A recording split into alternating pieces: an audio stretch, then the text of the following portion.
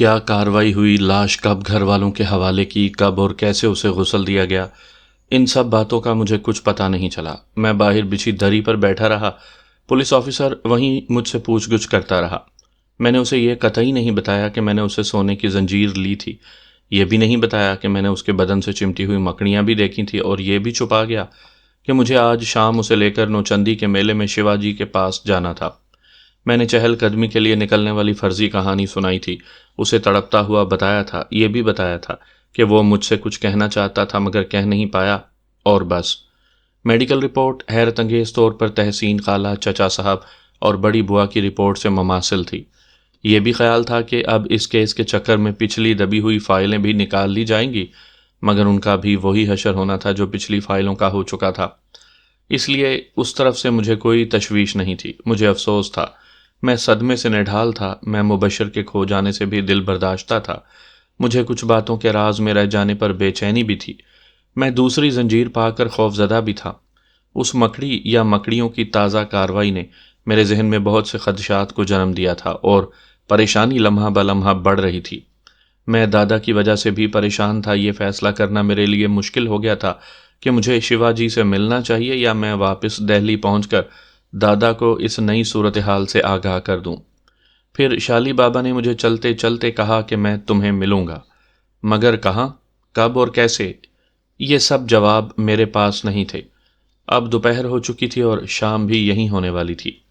میں نوچندی کب اور کیسے جاتا، یہ الجھن تھی کہ اچانک مجھے ایک بچے نے متوجہ کر لیا۔ سنیے، آپ کو بی جان بلا رہی ہیں۔ میں نے اس کی طرف دیکھا، اس نے گھر کی طرف اشارہ کیا، میں اسی طرف بڑھ گیا۔ بی جان دروازے کی اوٹ میں تھی۔ ضیاء، میرا خیال ہے چلنا چاہیے، میں رات کا کھانا بھجوانا چاہتی ہوں۔ میں نے غنیمت جانا اور تانگے کے انتظام کے لیے چل دیا۔ وہاں کافی تانگے کھڑے تھے، محلے کے کئی لوگ مجھے پہچان چکے تھے۔ میں نے ان سب سے وعدہ تو کر لیا تھا کہ ضرور آؤں گا، مگر مجھے لگ رہا تھا کہ میں ایک بھی وعدہ ایفا نہ کر پاؤں گا۔ میں کچھ ہی دیر کے بعد بی جان، کاکا جان اور فرحت وغیرہ کو لیے بی جان کے گھر لوٹ آیا۔ منشی کی بیوی فرحت اور کاکا جان کھانا بنانے کے کام میں مصروف ہو گئیں۔ میں بی جان کو لے کر اپنے کمرے میں چلا آیا۔ ان کا چہرہ بھی فک تھا۔ اب کیا ہوگا ضیاء؟ انہوں نے خوفزدہ انداز میں پوچھا۔ میں خود پریشان ہوں بی جان، پتہ نہیں دادا نے شیوا جی سے ملنے کی تاکید کیوں کی تھی۔ اب سوچتا ہوں دادا کو جا کر سب بات بتاؤں یا شیوا جی سے ملوں۔ میرے خیال میں شیوا جی سے تمہاری آج ملاقات یقینی نہیں ہے، وہاں بہت رش ہوتا ہے، ضروری نہیں ہے کہ ان سے مل ہی لو، اس کے لیے تمہیں 1-2 دن مزید لگ سکتے ہیں۔ میرا خیال ہے کہ تمہیں دادا کے پاس جانا چاہیے، تم نے کہا تھا نا کہ شالی بابا ان سے وہاں ملیں گے، تم انہی سے بات کرنا یا پھر 2-4 دن کو آؤ تو شیوا جی سے ملو۔ بی جان، کیا آپ لوگ میرے ساتھ دہلی چلیں گے؟ میں نے پوچھا۔ ان کی آنکھوں میں بے بسی نظر آئی، وہ کسی بچے کی طرح خوفزدہ تھیں اور ملتجی بھی، مگر کہہ نہیں پا رہی تھی۔ اسی لیے میں نے کہا میرا خیال ہے کہ آپ لوگ ابھی یہاں نہ رہیں، میرے ساتھ ہی چلیں، پھر حالات دیکھ کر کوئی فیصلہ کریں گے۔ میں آج ہی ٹکٹ لے لیتا ہوں، مجھے دادا کی بھی فکر ہے۔ ٹھیک ہے، سچی بات تو یہ ہے ضیاء کہ ان حالات میں میں جانتا ہوں۔ میں نے ان کا ہاتھ تھپ تھپایا۔ میں نے اگلے روز ہی دہلی جانے کا پروگرام بنا لیا تھا۔ میں یوں بھی ہراساں تھا کہ اس واقعے سے جو پرانی باتیں تازہ ہوئی تھیں تو یہاں میرے لیے مشکلات کھڑی ہو سکتی تھیں۔ میں اب اتنا فارغ بھی نہیں تھا کہ یہاں ملنے ملانے اور باتیں کرنے میں وقت ضائع کرتا پھرتا۔ پھر دادا کی فکر نے مجھے زیادہ ہراساں کیا تھا۔ رات کو بھی مجھ سے کچھ لوگ ملنے آئے، وہی پراسرار باتیں، مکڑیوں کے قصے، وہی ابا کی موت پر قیاس آرائیاں، تحسین خالہ اور بڑی بوا کا ذکر، چچا صاحب کی موت پر تاسف۔ میں الجھ گیا۔ رات گئے، کسی طرح میری جان بخشی گئی۔ میں نے بی جان وغیرہ کو تیاری کا کہہ دیا۔ بی جان گھر منشی اور ان کی بیوی کے حوالے کر کے جاتی۔ میں شام ہی کو جا کر ٹکٹ لے آیا تھا اور پھر رات کو مبشر کے گھر کھانا پہنچا کر وہاں کچھ دیر رک کر لوٹ آیا تھا۔ سامعین کرام، آپ سن رہی ہیں ایک خوفناک اردو کہانی جس کا نام ہے کال بیل۔ اس کہانی کے مصنفہ ہیں سیما غزل۔ یہ اس سلسلے کی قسط نمبر 13 ہے۔ مجھے امید ہے آپ کو میری یہ کاوش پسند آ رہی ہوگی۔ آپ نے اگر ابھی تک میرا چینل کہانی گھر سبسکرائب نہیں کیا تو ابھی میرے چینل کو سبسکرائب کر کے بیل نوٹیفیکیشن آن کر لیجئے تاکہ آنے والی ہر نئی کہانی کی اطلاع بر وقت آپ تک پہنچ سکے۔ اگلی صبح ہم دہلی کے لیے روانہ ہو گئے۔ اس بار سفر خیر خیریت سے گزرا۔ ٹرین میں بیٹھنے کے بعد ہی سے میں چوکنا تھا۔ بیجی جان، کاکا جان اور فرحت کی وجہ سے پریشان تھا۔ چند گھنٹوں کے سفر کے بعد ہم دہلی پہنچ گئے۔ گھر پہنچتے ہی میں نے سب سے پہلے دادا کی خیریت دریافت کی۔ خدا کا شکر ہے کہ وہ ٹھیک تھے۔ میں سیدھا ان کے پاس پہنچا۔ ایک بات یاد دلا دوں کہ وہ دونوں زنجیریں اور شالی بابا کا دیا ہوا پتھر میں نے بڑی احتیاط سے جیب میں رکھا تھا، اور اس طرف سے پوری طرح محتاط بھی تھا کہ کہیں ضائع نہ ہو جائے۔ دادا پہلے سے کمزور لگے۔ 2 دن میں ہی ان کے چہرے کی زردی بڑھ گئی تھی۔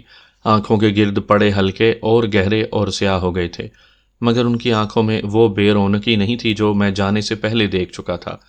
کاکا جان، بی جان اور فرحت کو دیکھ کر اماں اور عصمت آپا خوش ہو گئی تھی۔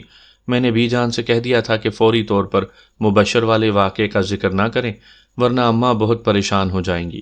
فرحت کو بھی سمجھا دیا تھا، مگر ان تینوں کے چہرے پر کھنڈا خوف اماں کو نظر آ گیا۔ میں آپ کو بتا رہا تھا کہ میں سیدھا دادا کے پاس پہنچا۔ وہ میری آمد پر کھل اٹھے۔ ضیاء، میرے بچے، شکر ہے کہ تم خیریت سے آ گئے، میں بہت پریشان تھا۔ وہ اٹھ کر بیٹھ گئے۔ شالی بابا اور شیوا جی سے ملاقات ہوئی، انہوں نے بے چینی سے پوچھا۔ میں نے انہیں پوری تفصیل سے آگاہ کیا۔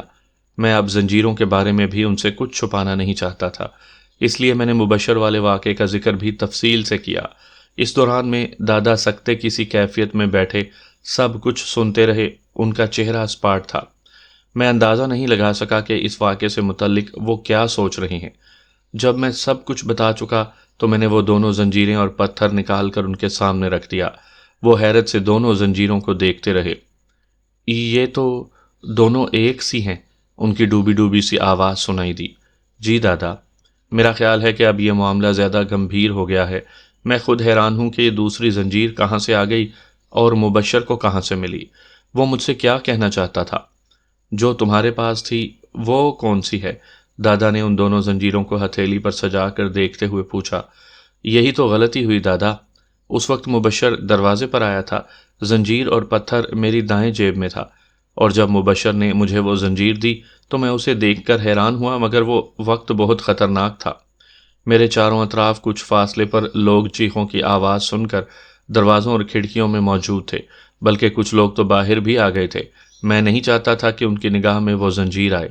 مجھے یقین تھا کہ مبشر اب چند لمحوں کا مہمان ہے۔ اگر وہ لوگ دیکھ لیتے کہ میں نے اس سے یہ زنجیر لی ہے تو میں پولیس کے چکر میں اسے گنوا سکتا تھا۔ اس لیے اس کے زخمی ہاتھ پر اس زنجیر کو دیکھ کر میں قطعی یہ نہ جان سکا کہ یہ دوسری زنجیر ہے۔ میں نے جھپٹ کر وہ اس کے ہاتھ سے لے لی اور بے خیالی میں اسی جیب میں ڈال لی جس میں پتھر اور وہ پہلی زنجیر پڑی تھی۔ بعد میں دیکھا تو ان میں امتیاز کرنا ممکن نہیں تھا۔ او خدا جانے یہ کیا چکر ہے! کاش مبشر تمہیں کچھ بتا پاتا۔ دادا پر تھکن طاری ہو گئی۔ وہ شالی بابا سے تفصیلی ملاقات نہ ہونے پر بھی پریشان تھے، مگر اس پتھر کے بارے میں انہوں نے مجھے بہت احتیاط برتنے کی ہدایت کی تھی، بلکہ انہوں نے کہا تھا کہ اسے کسی کپڑے کی قطرن میں لپیٹ کر بازو پر باندھ لو تاکہ اس کے کھو جانے یا ضائع ہونے کا اندیشہ نہ رہے۔ دادا، آپ نے شیوا جی سے ملاقات کا کیوں کہا تھا؟ میں نے پوچھا۔ وہ ایسے بہت سے چکروں سے واقف ہے۔ میرا خیال ہے کہ ہمارے گھر پر کسی نے سفلی عمل کروایا ہے۔ ممکن ہے یہ زنجیر ہی اس عمل کا حصہ ہو۔ وہ سفلی عمل کا توڑ جانتا ہے۔ اور شالی بابا؟ ان سے بھی میں مدد چاہتا تھا۔ میں پچھلی بار ان سے مل کر آیا تھا جب ستارہ اور شہانہ جیسے حادثے کا شکار ہوئی تھیں۔ تب انہوں نے مجھے بتایا تھا کہ عطا کسی ایک سے زنجیر لایا تھا جو تم نے اپنے بچپن کی وجہ سے چھپا دی تھی۔ ان کا کہنا تھا کہ پہلے وہ زنجیر تلاش کرو۔ انہوں نے یہ بھی کہا تھا کہ تم بہت خطرے میں ہو۔ عطا تو اس عجیب و غریب چکر میں پھنس کر موت کا شکار ہو گیا، مگر تم پر اس سے بھی زیادہ خطرات چھا سکتے ہیں۔ انہوں نے ہی کہا تھا کہ اگر ضیاء مجھ سے مل لے تو شاید میں اس کی مدد کر سکوں۔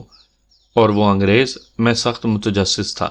ہاں، وہ اس زنجیر کا مطالبہ کر رہا ہے۔ وہ کہتا ہے کہ اگر یہ زنجیر اسے نہ ملی، اسے اس نے ٹھکانے پر نہ پہنچایا تو جس عذاب سے وہ اور اس کے بقول دوسرے ساتھی گرفتار ہیں، انہی سے ہم بھی دوچار ہو سکتے ہیں۔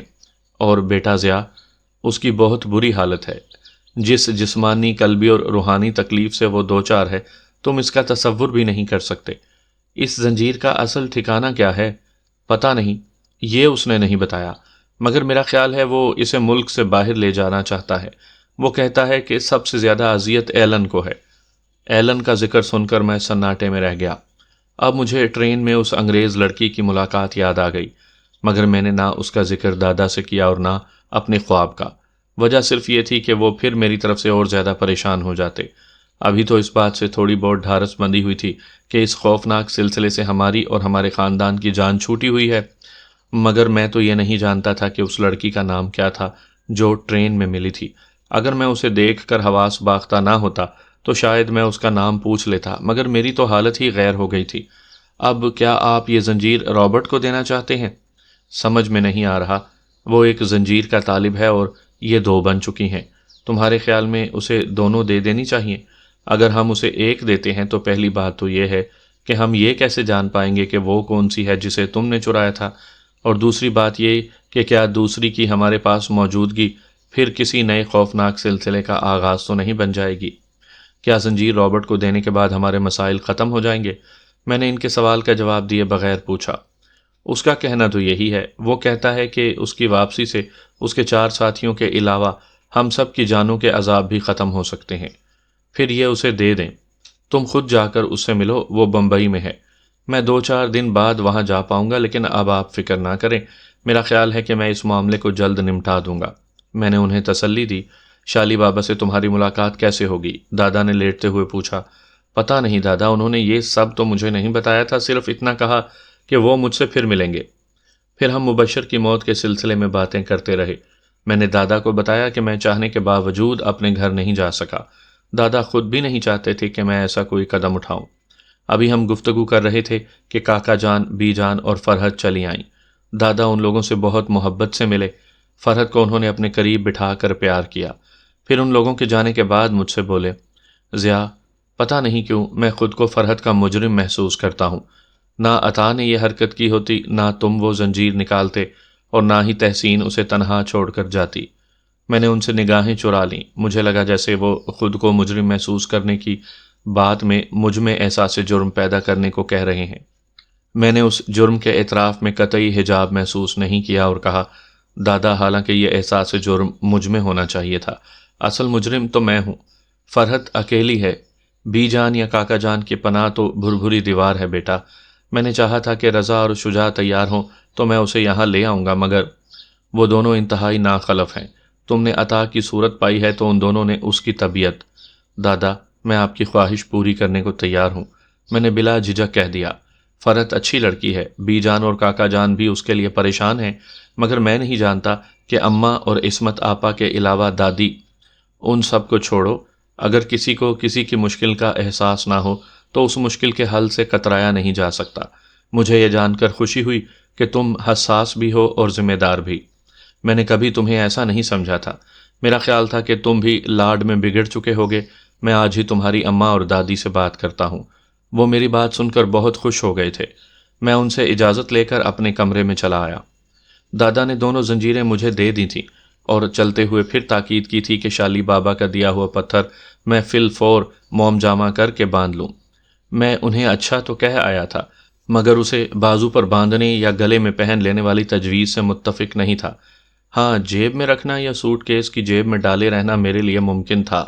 میں نے یہ کیا کہ اپنے والٹ میں اندر کی جیب میں رکھ لیا۔ اس والٹ میں میرے ضروری کاغذات ہوا کرتے تھے، اس لیے یہ ہمیشہ میرے ساتھ ہی ہوتا تھا۔ مجھے ایک اسائنمنٹ تیار کرنا تھا جسے میں ادھورا چھوڑ کر میرٹھ چلا گیا تھا۔ آج رات میں اس کو تیار کرنا چاہتا تھا۔ شام کا کافی وقت میں نے اماں، بی جان اور فرحت وغیرہ کے ساتھ گزارا۔ بی جان نے اماں سے مبشر کی موت کا واقعہ چھپا لیا تھا۔ فرحت یہاں آ کر اتنی خوفزدہ تو نہیں تھی جتنی میرٹھ میں تھی، مگر خوف ابھی ختم نہیں ہوا تھا۔ میں نے کئی بار محسوس کیا کہ وہ کنکیوں سے مجھے دیکھ رہی ہے۔ اس کی نگاہوں کا تعصف اور ان میں ہلکورے لیتے اندیشے مجھے صاف دکھائی دیے تھے۔ میں جانتا تھا کہ وہ کیا محسوس کر رہی ہے۔ مبشر والا واقعہ نہ ہوا ہوتا تو اچھا تھا۔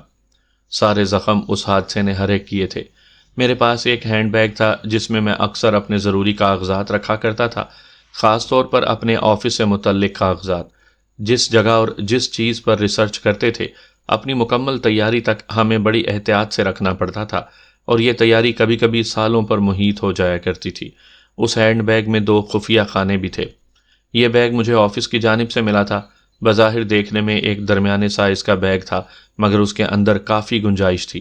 یہ بیگ بھی اکثر و بیشتر میرے ساتھ ہوا کرتا تھا۔ میں نے اپنے کمرے میں جاتے ہی وہ دونوں زنجیریں اس بیگ کے خفیہ خانے میں رکھ دیں اور ڈائری نکال کر اپنے کام کی تفصیلات کا جائزہ لینے لگا۔ ڈائری کے اوراق پلٹے تو رابرٹ کا ایڈریس سامنے آ گیا۔ اسے میں نے اس دوسری ڈائری میں نوٹ کیا جس میں بچپن سے لے کر آج تک اور اپنے خوابوں کی تفصیل لکھ چکا تھا، مگر میرٹھ جاتے ہوئے ٹرین میں ہونے والا واقعہ اور مبشر کی ہیبت ناک موت کی تفصیل میں ابھی تک نہیں اتار پایا تھا۔ بے اختیار سب کام چھوڑ کر میں نے تفصیلات نوٹ کرنا شروع کر دیں۔ شالی بابا سے ملاقات اور پتھر دینے کا ذکر کرنے کے ساتھ ہی میں نے اس پتھر میں محسوس ہونے والی وہ انہونی بات بھی تحریر کر دی۔ بہت رات بیت گئی تھی۔ میں نے اس کام سے فارغ ہو کر کچھ دیر تک آفس کا کام کیا۔ مجھے صبح آفس جانا تھا۔ تھکن اور نیند نے مجھے بہت جلد کام سمیٹنے پر اکسانا شروع کر دیا۔ میں کاغذات سمیٹ کر بیگ میں رکھنے کے بعد سونے کے لیے لیٹ گیا۔ جلد ہی مجھے نیند بھی آ گئی۔ شاید آدھی رات کا وقت تھا۔ مجھے یوں لگا جیسے میں کسی آواز کو سن کر جاگا ہوں۔ میں چند لمحے اپنے بستر پر پڑا رہا، پھر اچانک مجھے اماں اور دادی وغیرہ کے چیخنے کی آواز سنائی دی۔ وہ زور زور سے باتیں کر رہی تھی۔ رات کے سناٹے میں مجھے ان کی آوازیں صاف سنائی دے رہی تھیں۔ ابھی میں نیند کے غلبے سے پوری طرح چھٹکارا نہیں پا سکا تھا اور ان آوازوں کا مطلب جاننے کی کوشش کر رہا تھا کہ اچانک دروازے کے قریب عصمت آپا کے چیخنے کی آواز آئی اور دھڑ سے میرے کمرے کا دروازہ کھل گیا۔ ضیاء جی، وہ دادا۔ عصمت آپا کے چہرے پر ہوائیاں اڑ رہی تھیں۔ وہ بری طرح بوکھلائی ہوئی اندر داخل ہوئی تھیں۔ پھر اس سے پہلے کہ میں بستر سے اترتا وہ اسی تیزی سے باہر کی طرف بھاگیں۔ میں بستر سے چھلانگ لگا کر ننگے پیر ہی دادا کے کمرے کی طرف بھاگا تھا۔ کمرے کے باہر دیوار سے ٹیک لگائے فرحت رو رہی تھی۔ کاکا جان اور بی جان ایک دوسرے کو تھامے چیخ رہی تھی۔ اماں دروازے کو دھڑ دھڑا رہی تھی۔ میں یہ دیکھ کر حیران ہو گیا کہ دادا کا کمرہ اندر سے بند تھا۔ دادی بھی دروازے کو پیٹ پیٹ کر چیخ رہی تھی۔ کیا ہوا؟ کیا ہو گیا اماں؟ میں نے دروازے کو دھکا دیتے ہوئے پوچھا۔ بابا صاحب چیخے تھے، اماں نے روتے ہوئے کہا۔ یہ دروازہ کیسے بند ہو گیا؟ ابھی تو کھلا ہوا تھا۔ میں نے 2 قدم دور جا کر اپنے کندھے سے دروازے پر زوردار دھکا دیا۔ وہ چرچرا گیا مگر کھلا نہیں۔ میں نے دادا کو پکارا۔ اندر سے کوئی آواز نہ آئی۔ میرا دل حلق میں دھڑک رہا تھا۔ میں نے اماں اور دادی کو وہاں سے ہٹا دیا۔ اب بی جان اور کاکا جان بھی اپنی چیخوں پر قابو پا چکی تھی مگر رو اب بھی رہی تھی۔ عصمت آپا بھی دروازے پر زور لگا رہی تھی۔ میں حیران تھا اس لیے کہ یہ دروازے اتنے مضبوط نہیں تھے، پھر بھی میری پوری قوت صرف کرنے کے باوجود دروازہ نہیں کھل رہا تھا۔ میں مسلسل زور لگا رہا تھا۔ بہت جلد مجھے احساس ہو گیا اب دروازہ ٹوٹنے لگا ہے۔ یہ محسوس کرتے ہی میں نے اپنی پھر پوری قوت صرف کی۔ اب وہاب چاچو بھی آ چکے تھے۔ وہ غالباً اوپر کی منزل پر تھے یا پتہ نہیں اب تک کہاں تھے۔ یہ وقت کچھ پوچھنے کا نہیں تھا۔ میرے اور ان کے بیک وقت دھکا دینے سے دروازہ زوردار آواز کے ساتھ اندر کی جانب گر پڑا۔ دادا اپنے بستر پر ساکت پڑے تھے۔ ان کی آنکھیں کھلی ہوئی تھیں۔ ان آنکھوں میں بلا کی دہشت تھی، جیسے انہوں نے کوئی خوفناک چیز دیکھ لی ہو۔ میں اور میرے ساتھ وہاب چاچو ان پر جھک گئے۔ ان کی سانس بہت مدھم تھی۔ پہلی نظر میں تو یوں لگا تھا جیسے وہ گزر چکے ہوں۔ میں نے پلٹ کر سب کو باہر جانے کے لیے کہا مگر دادی نے میری بات نہیں سنی تھی۔ وہ دادا کے قریب آ کر ان سے لپٹ گئیں۔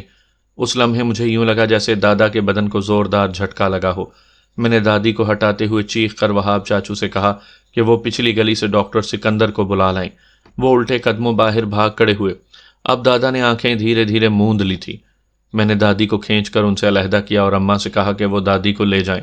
اماں انہیں زبردستی گھسیٹتی ہوئی باہر لے گئیں۔ میں دادا پر جھک گیا۔ دادا جی، آپ ٹھیک ہیں نا دادا جی؟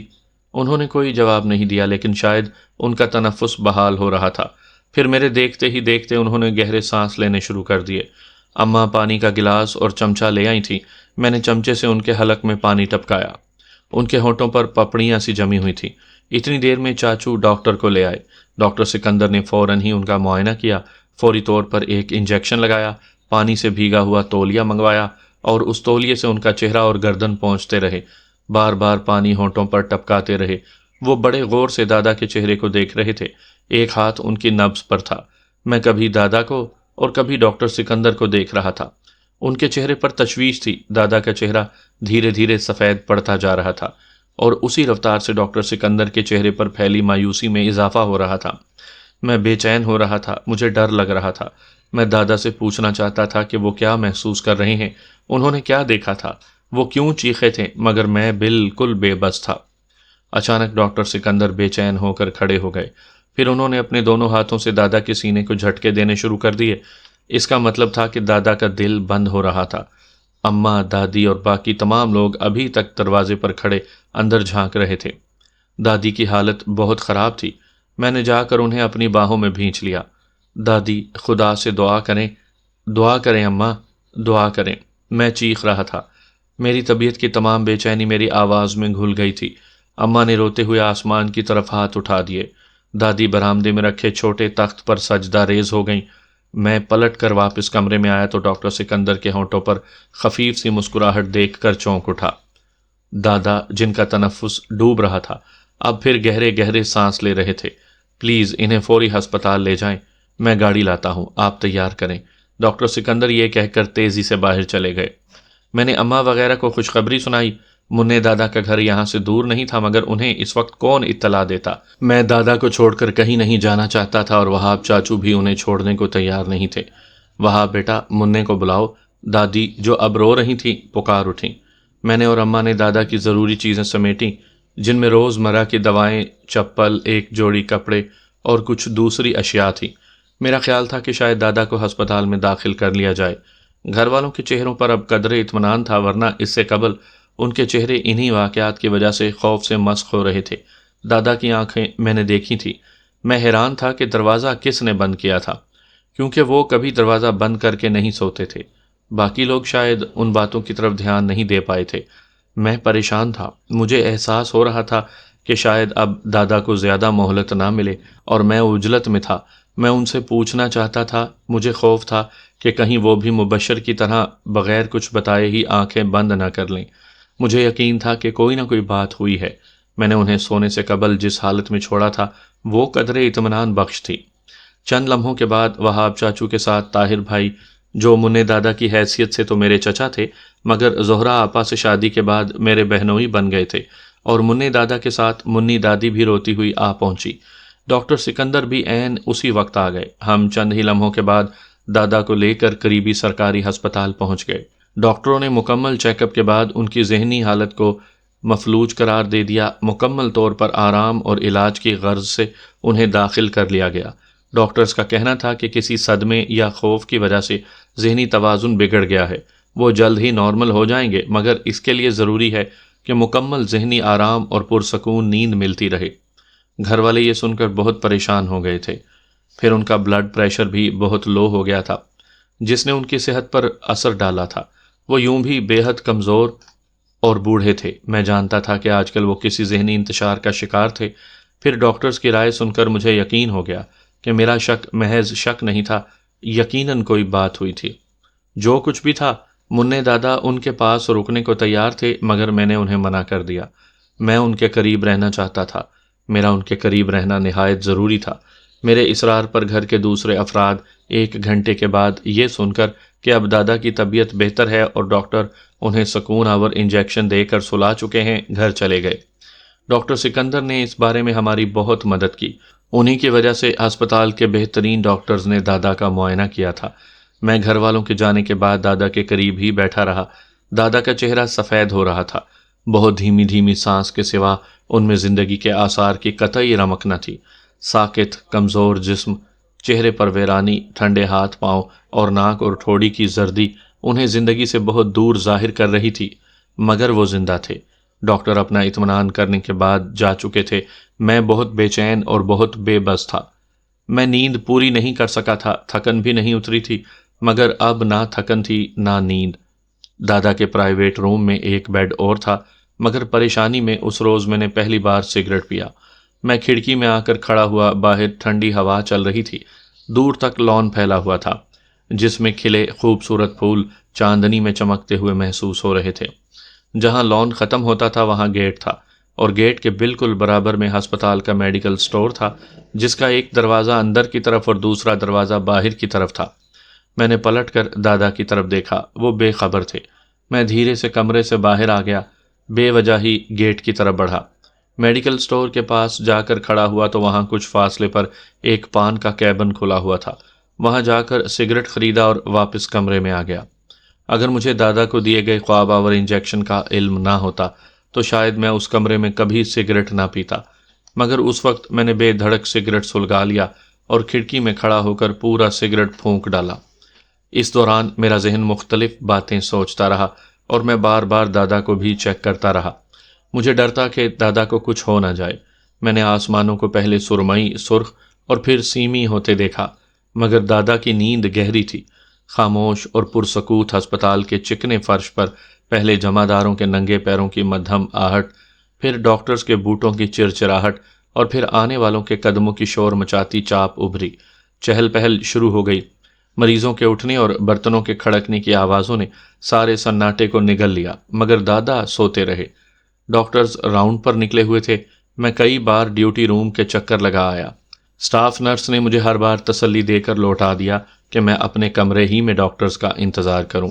میری بے چینی بڑھتی چلی جا رہی تھی۔ میں، جس نے کبھی سگریٹ نہیں پیا تھا، سگریٹ پر سگریٹ پھونک رہا تھا۔ جانے کتنا وقت گزر گیا تھا، یا ممکن ہے وقت ٹھہر گیا ہو، کیونکہ مجھے اچانک وہ قدموں کی چاپ، وہ چہل پہل، وہ باتیں کرنے کی آوازیں سب معدوم ہوتی ہوئی محسوس ہوئیں، جیسے سب کچھ ختم ہو گیا ہو۔ میں نے حیرت سے کھڑکی سے باہر جھانکا۔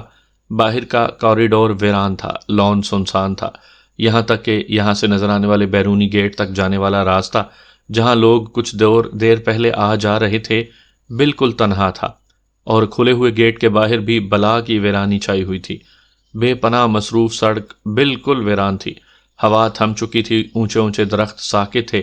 میں گھبرا کر پلٹا، دادا کے قریب آیا اور یہ دیکھ کر حیران رہ گیا کہ ان کی آنکھیں کھلی ہوئی تھیں۔ دادا! میں ان پر جھک گیا۔ ان کے چہرے پر نرم شفیق سی مسکراہٹ پھیل گئی۔ دادا، آپ کیسے ہیں؟ میں نے سینے پر رکھا ان کا ہاتھ محبت سے اپنے ہاتھ میں تھام لیا۔ بہت سکون ہے ضیاء۔ وہ بولے تو ان کے انداز یا لہجے میں قطعی نقاہت نہیں تھی، وہ بالکل صحت مند لگ رہے تھے۔ میں پاس پڑی کرسی پر بیٹھ گیا۔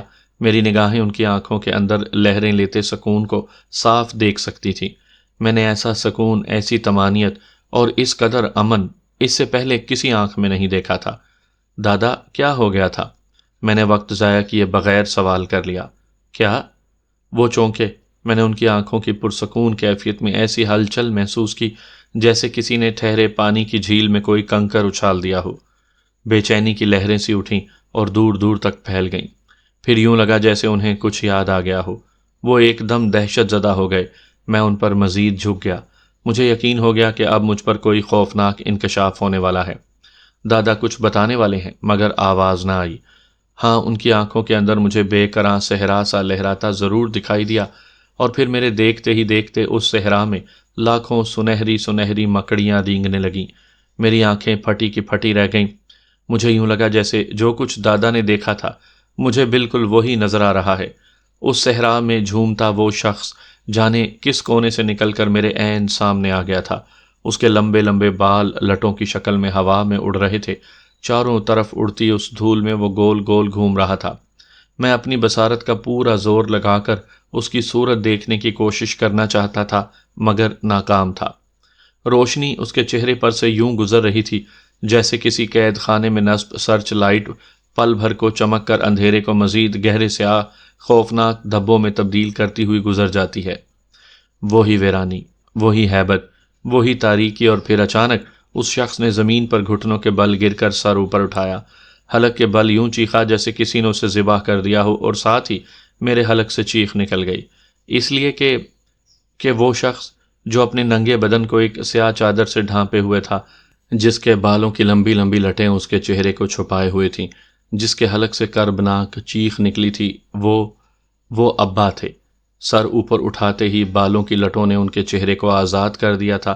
روشنی سے وہ چہرہ چمک اٹھا تھا، اور تبھی میں نے ان کے چہرے کو ادھڑے اور نچے ہوئے گوشت کے لوتھڑوں کی صورت میں دیکھا۔ اس کے باوجود میں پہچان گیا تھا کہ وہ ابا ہیں۔ ان کے چہرے کے کرب اور اذیت نے مجھے دہلا کر رکھ دیا تھا، اور تبھی میں چیخ پڑا تھا، مسٹر ضیاء، مسٹر ضیاء!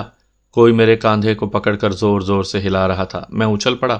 وہ سٹاف نرس تھی۔ جوں ہی میں نے سر گھما کر اسے دیکھا، وہ دہشت سے 2 قدم پیچھے ہٹ گئی۔ اس کے چہرے پر خوف پھیل گیا۔ خوف کے ساتھ ساتھ اس کی آنکھوں میں بلا کی حیرت اور دہشت تھی۔ وہ پیچھے ہوتے ہوئے الٹے قدموں دروازے تک پہنچ گئی، پھر اس تیزی سے پلٹ کر بھاگی جیسے اس نے بھوت دیکھ لیا ہو۔ میرے سر میں دھماکے ہو رہے تھے۔ میں خود بھی اس دہشت ناک منظر کے حصار میں تھا جسے میں نے ابھی ابھی دادا کی کھلی آنکھوں میں دیکھا تھا۔ میں نے دونوں ہاتھوں سے اپنے سر کو تھام لیا، پھر چونک کر دادا کی طرف دیکھا۔ ان کی آنکھیں بند تھیں۔ دادا، دادا، میں جان گیا ہوں دادا، آپ فکر نہ کریں، میں کچھ کروں گا دادا۔ میں نے اب پھر ان کے ہاتھ تھام کر سرگوشی کی۔ مسٹر ضیاء، اچانک مجھے پھر اپنی پشت سے ایک مردانہ آواز سنائی دی۔